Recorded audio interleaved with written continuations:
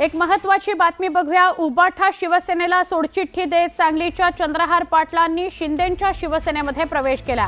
ठाण्यामध्ये एकनाथ शिंदेंच्या उपस्थितीत काल हा पक्षप्रवेश सोहळा पार पडला। सांगली जिल्ह्याला घराणेशाहीची कीड लागली आहे अशी टीका चंद्रहार पाटलांनी केली। चंद्रहार पाटील नकली आखाड्यातून खऱ्या आखाड्यात आलेत असं उपमुख्यमंत्री एकनाथ शिंदे यावेळी म्हणाले। साहेब, सांगली जिल्हा आपण अभिमानाने नाव घेतो की माझ्या जिल्ह्यामध्ये हळदीचा व्यापार मोठा चालतो, बेदाण्याचा चालतो, पण दुर्दैवाने आज मला सांगावं लागतंय की घराणेशाहीची राजकारणामध्ये कीड लागलेला जिल्हा आमचा असेल तर तो सांगली जिल्हा असेल। कारण एका शेतकऱ्याच्या पोराला पराभव करण्यासाठी सर्वजण महाविकास आघाडी असेल, महायुती ही सगळी समोर उभं राहिली, पण एकटा लढून साहेब 60,000 मतदान पडलं। हे माझ्यासाठी खूप मोठा आकडा आहे शेतकऱ्या पोरासाठी। तर ह्याचं रूपांतर 60,000चं 6 लाखामध्ये येणाऱ्या काळात करण्याची ताकद चंद्रहार पाटलामध्ये एवढी सगळी विश्वास या पुढच्या जनतेला आहे। नकली आखाड्यातून आज खऱ्या आखाड्यात आलात।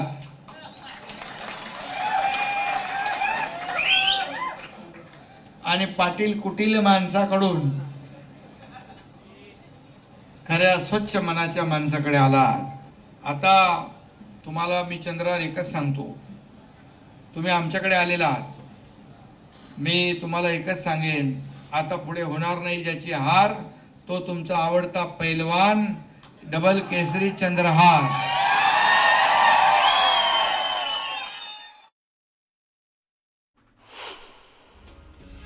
राकेश टिकेत हे नुकतेच बच्चू कडू यांच्या अन्नत्याग आंदोलनाला पाठिंबा देण्याकरता गुरुकुंज मोजरी इथं आले होते। त्यावेळी त्यांनी राष्ट्रसंत तुकडोजी महाराज यांच्या समाधीवर पुष्प वाहत दर्शन घेतलं। सोलापूर जिल्ह्यात मे महिन्यात झालेल्या मुसळधार पावसामुळे 3 तालुक्यांमध्ये 434 हेक्टरचं नुकसान झालंय। पंढरपूर, दक्षिण सोलापूर आणि सांगोला या तालुक्यांमध्ये 434 हेक्टरवरील पिकांचं नुकसान झालेलं आहे।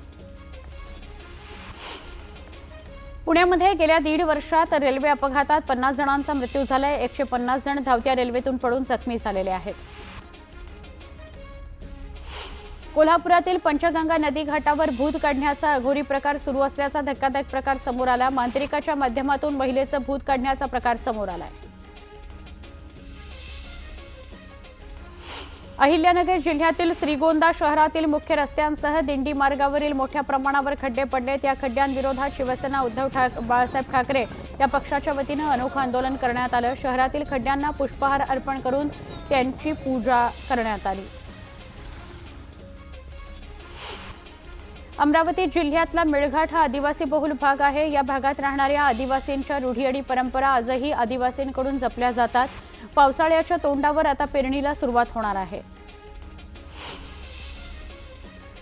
पुण्यातील पुरंदर विमानतळाच्या भूसंपादन हरकतींवर आजपासून सुनावणी होणार आहे। पुरंदर विमानतळाच्या भूसंपादनाकरता शेतकऱ्यांकडून एकूण 2052 हरकती आल्या आहेत। एकूण 7 गावातील शेतकऱ्यांनी हरकती पाठवल्या आहेत। पण एक मोठी बातमी बघणार आहोत। नितेश राणेंसंदर्भातली बातमी आहे।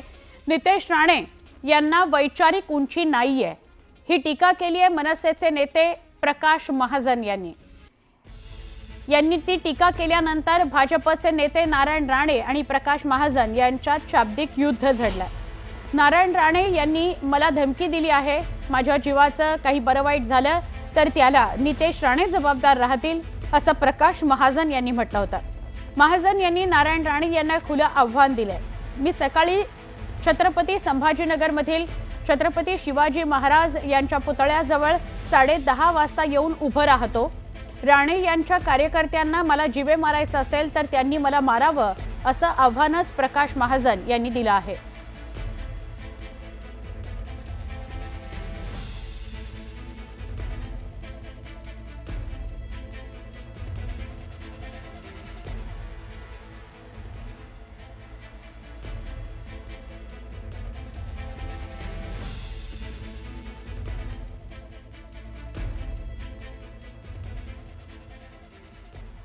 आता आपण पुन्हा एकदा वळूया बातमी 36 जिल्ह्यांची या बुलेटिनकडे।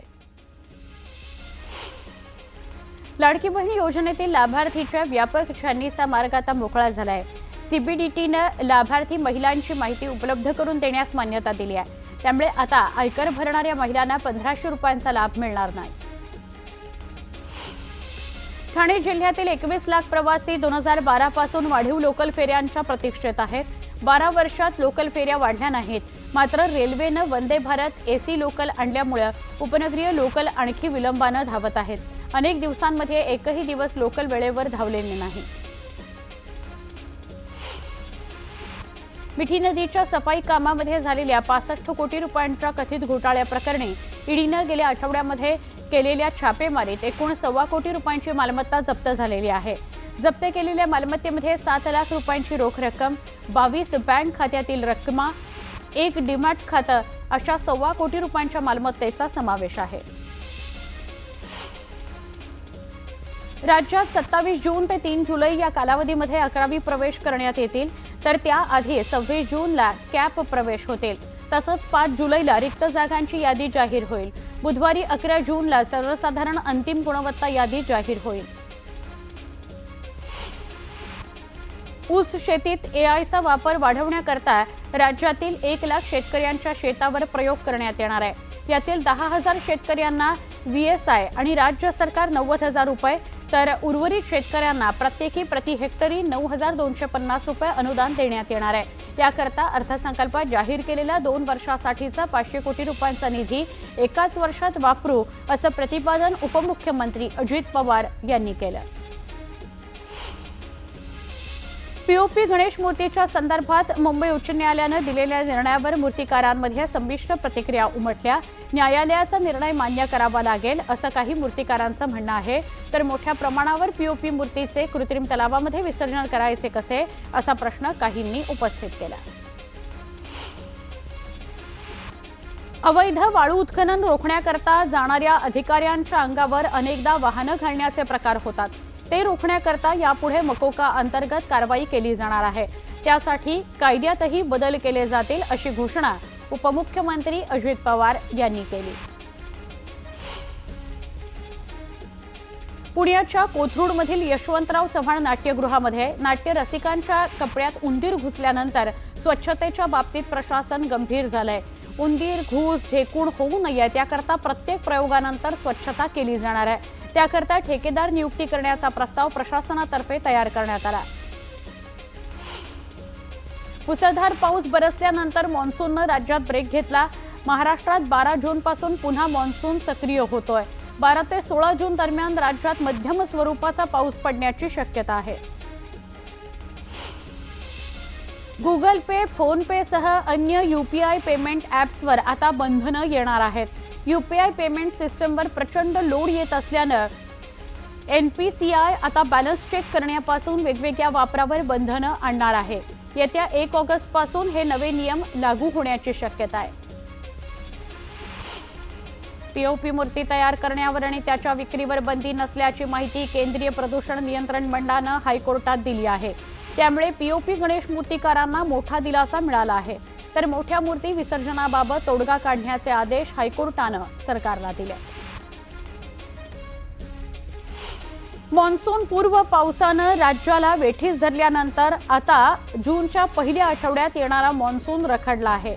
15 जूनपर्यंत राज्यात पाऊस विखुरलेल्या स्वरूपाचा असणार असल्यानं राज्यात तापमान अधिक राहणार आहे. यामुळे शेतकऱ्यांनी पेरणी आणि लागवडीची घाई करू नये, असं कृषी विभागाकडून सांगण्यात आलं. लोकलच्या गर्दीमुळे प्रवासी खाली पडून मृत्युमुखी पडतात. याची गंभीर दखल घेत मुंबई उच्च न्यायालयानं प्रवासी सुरक्षेच्या दृष्टिकोनातून वेळोवेळी आदेश दिले.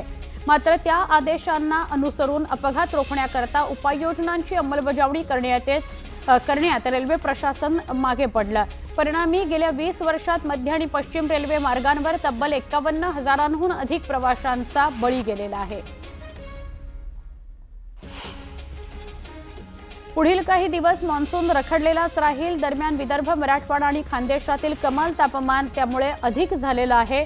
या दरम्यान पूर्व विदर्भात कमाल तापमानात अजून वाढ होऊ शकते. ते 45 अंशांपर्यंत जाण्याचा अंदाज आहे. विदर्भातील बऱ्याच भागात कमाल तापमान 40 अंशांपेक्षा अधिक राहणार असल्याचा अंदाज आहे.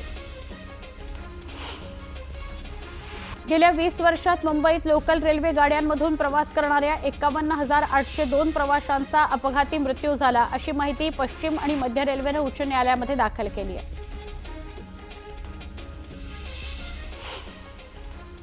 आता आपण बघूया बातमी छत्तीस जिल्ह्यांची. पंतप्रधान नरेंद्र मोदी आज ऑपरेशन सिंदूरचा संदेश घेऊन विविध देशांमध्ये गेलेल्या सर्वपक्षीय शिष्टमंडळाची भेट घेणार आहेत. शिष्टमंडळाचे प्रतिनिधी मोदी यांच्याशी प्रदेशातील अनुभव शेअर करतील. तसंच तिथल्या सरकारांनी दिलेला प्रतिसाद याबद्दल चर्चाही करतील. लोकसभेचे विरोधी पक्षनेते राहुल गांधींनी वर्तमानपत्रांमध्ये लेख लिहून महाराष्ट्र, हरियाणासह इतर राज्यातील विधानसभेच्या निवडणुकीत गडबड झाल्याचा आरोप केला होता. दरम्यान आता केंद्रीय निवडणूक आयोगानं झुकती भूमिका घेत महाराष्ट्र आणि हरियाणा विधानसभा निवडणुकांच्या मतदार याद्यांचा डेटा शेअर करण्याचा निर्णय घेतलेला आहे. राहुल गांधी यांनी एक्सवर पोस्ट करत याबाबतची माहिती दिली. प्रथम वर्ष पदवी अभ्यासक्रमासाठी मुंबई विद्यापीठाशी संलग्न महाविद्यालयामध्ये प्रवेश घेण्याकरता विद्यार्थ्यांना मुंबई विद्यापीठाकडे प्रवेशपूर्व ऑनलाईन नावनोंदणी करणं बंधनकारक आहे. या प्रवेशापूर्व ऑनलाईन नावनोंदणी न केल्यानं प्रवेश यादीत नाव येऊनही संबंधित महाविद्यालयामध्ये प्रवेश घेण्यास विद्यार्थ्यांना अडचण येत होते. हेच जाणून विद्यापीठानं विद्यार्थ्यांना प्रवेशपूर्व नावनोंदणी करण्याची पुन्हा संधी दिली आहे. कुंभमेळ्याच्या निमित्तानं महायुती सरकार मूलभूत सुविधांच्या नावावर कंत्राटदारांवर मेहरबान झालं आहे. नाशिकमध्ये महापालिकेच्या माध्यमातून कुंभमेळ्याकरता मलनिस्सारण प्रकल्प राबवता येणार आहे. त्यावर 2,600 कोटी रुपये खर्च केले जाणार आहेत. यातूनच पुढील 25 वर्षांच्या मेंटेनन्सचा खर्च वगळता प्रकल्पाची किंमत 1,482 कोटी रुपये आहे आणि त्यातील 70% निधी अनुदान म्हणून राज्य सरकार देणार आहे. कंत्राटदाराला फक्त 444 कोटी रुपये खर्च करावा लागणार आहे. नाशिक त्र्यंबकेश्वर सिंहस्थ कुंभमेळ्याकरता प्रशासकीय अधिकाऱ्यांचं प्राधिकरण राज्य सरकारनं जाहीर केलंय. यात महसूल आयुक्तांना प्राधिकरणाचे पदसिद्ध अध्यक्ष करण्यात आलं आहे. तर नाशिक जिल्हाधिकारी आणि विशेष पोलीस महानिरीक्षक हे उपाध्यक्ष असतील. कुंभमेळ्याकरता नेमण्यात येणारे स्वतंत्र आयुक्त हे सदस्य सचिव राहणार आहेत. राज्य सरकारकडून सुमारे 229 कोटी रुपये खर्चून गेटवे ऑफ इंडिया आणि रेडिओ क्लब दरम्यान जेट्टी आणि टर्मिनलची उभारणी केली जाणार आहे. मात्र आवश्यक त्या मंजुऱ्या न घेताच काम सुरू करण्यात आल्याचा दावा करत क्लीन हेरिटेज कुलाबा रहिवासी असोसिएशननं या प्रकरणी हायकोर्टात याचिका दाखल केली आहे. दरम्यान प्रवासी वाहतुकीकरता या ठिकाणी सुरक्षित आणि आधुनिक जेट्टी उभारणं गरजेचं असून याचिकाकर्त्यांचा विरोध निरर्थक असल्यानं याचिका फेटाळून लावण्याची मागणी मेरीटाईम बोर्डानं केली आहे. जळगाव जिल्ह्यातील पाचोरा तालुक्यातल्या पिंपळगाव हरेश्वर इथं विकसित कृषी संकल्प शिबिराचं आयोजन करण्यात आलंय. या शिबिरात खरीप पूर्व हंगामाबाबत तसंच आधुनिक कृषी तंत्रज्ञान आणि नाविन्यपूर्ण शेती तंत्रज्ञानाबाबत शेतकऱ्यांना मार्गदर्शन करण्यात आलं. या शिबिरामध्ये आमदार किशोर पाटील यांच्यासह कृषी विभागाचे अधिकारी आणि कृषी तज्ज्ञ उपस्थित होते. पीओपी गणेश मूर्तींवरील बंदी अखेर उठवण्यात आली आहे. या निर्णयाचं स्वागत करत अहिल्यानगरमध्ये मूर्तिकार संघटनेनं गुलालाची उधळण केली, ढोल ताशांचा गजर केला. शिवराज्याभिषेक सोहळा 6 जूनला मोठ्या उत्साहात रायगडावर साजरा करण्यात आला. दरम्यान तिथीनुसार शिवराज्याभिषेक सोहळा साजरा करण्यावर राष्ट्रवादी काँग्रेसनं आक्षेप घेतलाय. महाराष्ट्र सरकार खोडसाळपणे संकुचित वृत्तीतून तिथीनुसार शिवराज्याभिषेक सोहळा साजरा करण्याचा घाट घालतंय. ही बाब निषेधार्ह असल्याचा आरोप करून राष्ट्रवादी काँग्रेस शरदचंद्र पवार पक्षाकडून राज्य सरकारचा निषेध करण्यात आला. अहिल्यानगरमध्ये जायकवाडी प्रकल्पातील पूर्वजांची जमीन मिळावी या मागणीकरता हलगी बजाव आंदोलन करण्यात आलं. नेवासा तालुक्यातील खामगावात रहिवाशांनी जिल्हाधिकारी कार्यालयासमोर आंदोलन चालूच ठेवण्याचा इशारा दिला. वटपौर्णिमेनिमित्त श्रीगोंदा तालुक्याचे आमदार विक्रम पाचपुते यांनी पुढाकार घेत एक अभिनव उपक्रम राबवला. रस्त्याच्या कामामुळे सुमारे 200 ते 300 वर्षांची जुनी वडाची झाडं जरी तोडली गेली असली तरी त्यांची मुळं वाचवून तीच झाडं परिक्रमा शिक्षण संस्थेच्या आवारात लावण्यात आली आहेत. जवळपास 1 वर्षांपूर्वी लावलेली ही 7 वडाची झाडं आता नवजीवन घेताना दिमाखात उभी राहताना दिसत आहेत. महाराष्ट्र पर्यटन विकास महामंडळाच्या वतीनं सिंधुदुर्ग जिल्ह्यातील निवती इथल्या समुद्र तळाशी स्थापित होणाऱ्या भारतातील पहिल्या जलपर्यटन प्रकल्पाची मुहूर्तमेढ किंवा त्याचा सोहळा मुंबई मंत्रालय इथं ऑनलाईन पद्धतीनं होणार आहे। मुख्यमंत्री देवेंद्र फडणवीस यांच्या हस्ते हा सोहळा आज संपन्न होणार आहे। यवतमाळच्या बाभुळगाव तालुक्यातील गवंडी इथं प्रतिबंधित 5,16,000चे 400 बियाण्यांचे पॅकेट्स कृषी विभाग आणि पोलिसांनी जप्त केले। यावेळी तिघांना अटक करण्यात आली असून 2 वाहनांसह एकूण 12,06,000चा मुद्देमाल जप्त करण्यात आला। बुलडाणा जिल्ह्यातून जाणाऱ्या वडनेर फाट्याजवळ अज्ञात वाहनाच्या धडकेत दुचाकीस्वार तरुणाचा जागीच मृत्यू झाला। या प्रकरणी पोलिसांनी अज्ञात वाहनाविरुद्ध गुन्हा दाखल करून पोलीस त्याचा शोध घेत आहेत। राष्ट्रवादी काँग्रेस पक्षाच्या 26व्या वर्धापन दिनानिमित्त पुणे इथं होणाऱ्या भव्य सोहळ्याकरता जळगाव ग्रामीण मतदारसंघातून शेकडो पदाधिकारी आणि कार्यकर्ते मोठ्या उत्साहात पुण्याकडे रवाना झाले। माजी मंत्री गुलाबराव देवकर यांच्या नेतृत्वाखाली आकाशवाणी चौकातून कार्यकर्त्यांनी घोषणाबाजी करत भव्य रॅली काढली। आषाढी एकादशी निमित्त पंढरीच्या दर्शनाकरता निघालेल्या संतश्रेष्ठ मुक्ताईची पालखी बुलडाण्यातून पंढरपूरकडे मार्गस्थ झाली। केंद्रीय मंत्री प्रतापराव जाधव यांनी राजूरच्या घाटात श्री संत मुक्ताबाईच्या पालखीचं दर्शन घेत वारकऱ्यांना अभिवादन केलं।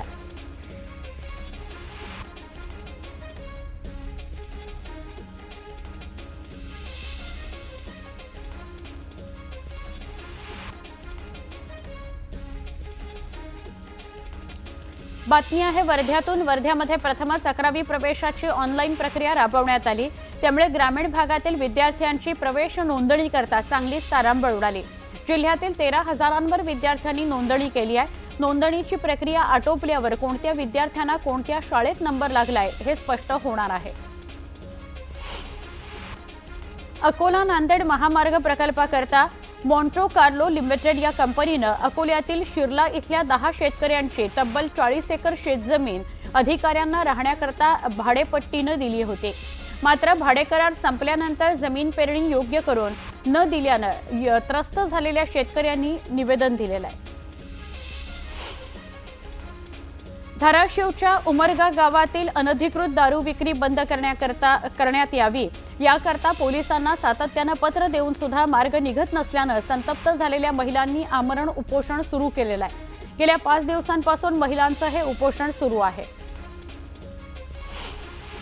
पालखी सोहळ्याकरता पुणे शहर पोलीस प्रशासन सज्ज झाले। पोलीस आयुक्त अमितेश कुमार यांच्याकडून पालखी मार्गाची पाहणी करण्यात आली। रत्नागिरी जिल्ह्यातील दापोलीमध्ये कर्करोग मोबाईल व्हॅनच्या माध्यमातून महिलांची मोफत आरोग्य तपासणी करण्यात आली। या शिबिराचा ग्रामीण भागातील महिलांनी लाभ घेतलेला आहे। अहिल्यानगर मनमाड महामार्गावर राहुरी इथं भीषण अपघात झालाय। कापसाची वाहतूक करणारा ट्रक स्कूल बसवर उलटला, त्यामुळे वाहतूक ठप्प झाली होती। अपघातादरम्यान बसमध्ये विद्यार्थी नसल्यानं मोठा अनर्थ टळला। पुण्यातील खडकवासला आणि टेमघर धरण क्षेत्रात यंदा जास्त पाऊस पडल्यानं धरणातील पाणीसाठ्यात वाढ झाली आहे, त्यामुळे पुण्यातील आणि परिसरातील पाणी टंचाईचं संकट दूर झालंय। उबाठाचे नेते किरकिर करत असतील तर अधूनमधून मला बोलवत जा असं वक्तव्य नितेश राणेंनी धाराशिव दौऱ्यावर असताना केलं होतं। यावेळी त्यांनी ओमराजे नाईक निंबाळकर यांना डिवचल्यानं ओमराजेंनीही पलटवार केला। धाराशिवचं पालकत्व नितेश राणेंना देण्यात यावं अशी मागणी मुख्यमंत्र्यांकडे करणार आहे असं वक्तव्य ओमराजे नाईक निंबाळकर यांनी केलं। तर एकदाच पद द्या आणि सामना होऊच द्या असं प्रतिआव्हान नितेश राणेंनी केलं। मित्रा या संस्थेचे फक्त उपाध्यक्ष पद माझ्याकडे असून त्याला राज्यमंत्री पदाचा दर्जा नाही, पण विकास काम कोणतंही असो अधिकार मुख्यमंत्र्यांनी दिले असल्याचं आमदार राणा पाटील यांनी म्हटलंय। यावेळी मित्रा या संस्थेच्या उपाध्यक्ष पदाला राज्यमंत्री पदाचा दर्जा नसल्याचं त्यांनी सांगितलंय। तर यावेळी त्यांनी ओमराजे नाईक निंबाळकरांवर टीका केली आहे। ओमराजे नाईक निंबाळकर बाष्कळ बडबड करतात आणि बाष्कळ बडबड करणारे मोठे नेते आहेत असं राणा म्हणाले। जळगावच्या साकेगावमधील ग्रामपंचायत सदस्य शकील हाजी मुसा पटेल यानं याबाबत मुख्य कार्यकारी अधिकारी यांच्याकडे तक्रार केली। यावेळी कारवाई करण्याची मागणी केली गेली। गौतम वाडे असं निलंबित ग्रामविकास अधिकाऱ्याचं नाव आहे। नंतर चौकशी सुरू असताना त्यांना विस्तार अधिकारी पदावर पदोन्नती देण्यात आल्याचं तक्रारदार ग्रामपंचायत सदस्यांचं म्हणणं आहे।